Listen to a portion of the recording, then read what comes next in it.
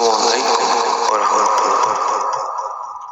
রাসূল সাল্লাল্লাহু আলাইহি ওয়াসাল্লাম বলেছেন, আল্লাহ তাআলা এমন ব্যক্তিকে দেখে হাসেন যে যুদ্ধের ময়দানে সাহসিকতার সঙ্গে লড়াই করে অথচ সে জানে তার মৃত্যু আসন্ন।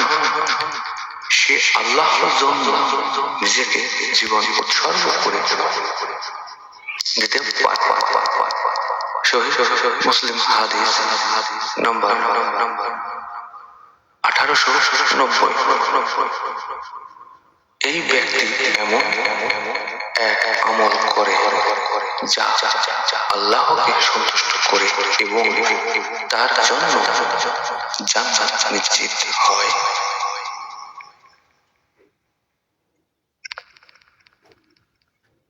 আরেকটি হাদিস, তাওবা মাধ্যমে আল্লাহকে খুশি হয়।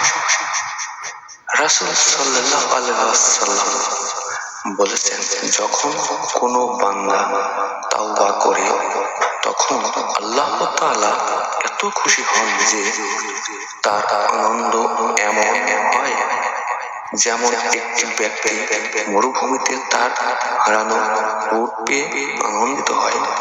সহিহ মুসলিম হাদিস নম্বর 2747। এখানে বোঝানো হয়েছে তাওবা করার মাধ্যমে আল্লাহ তার বান্দার প্রতি সন্তুষ্ট হন এবং তাকে ক্ষমা করে জান্নাতের পথ খুলে দেন।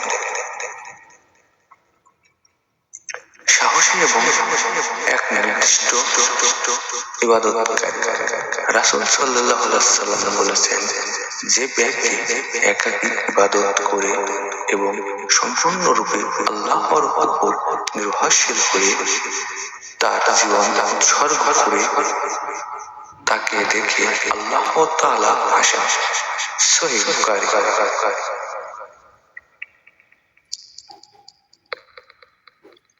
শিক্ষা, আল্লাহ তাআলা তার বান্দা এমন সব আমল পছন্দ করেন যা পুরোপুরি তার জন্য একনিষ্ঠভাবে করা হয়।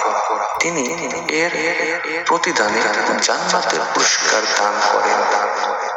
সাহসিকতা ও ত্যাগের আমল, নির্লজ্জভাবে পাপ থেকে ফিরে এসে তাওবা করা, নির্দিষ্ট একান্ত সঙ্গে ইবাদত করা, আল্লাহর পথে নিজেকে উৎসর্গ করা। আমাদের উচিত এমন আমল করা যাতে আল্লাহ তাআলা খুশি ও সন্তুষ্টি অর্জন করা যায় এবং জান্নাতের অধিকারী হওয়া যায়। সবাইকে আসসালামু আলাইকুম।